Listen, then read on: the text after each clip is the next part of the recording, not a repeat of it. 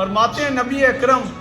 नूर मुजस्सम सल्लल्लाहु अलैहि वसल्लम का शहर मुबारक एक ऐसी अदबगाह है कि जहाँ जुनैदो बायजीद जैसे वलीउल्लाह अपनी सांस रोक कर आते हैं और ऊंची आवाज़ से सांस भी नहीं लेते। जबकि एक और जगह इकबाल फरमाते हैं कि मोहम्मद से वफा तूने तो हम तेरे हैं, ये जहाँ चीज़ है क्या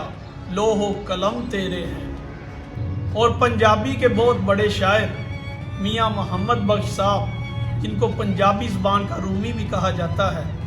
वो आप सल्लल्लाहु अलैहि वसल्लम की शान में बयान फरमाते हैं, मैं मुहम्मद ठग मुहम्मद मैं मुहम्मद चोर, जिसदा कलमा दुनिया पढ़ दी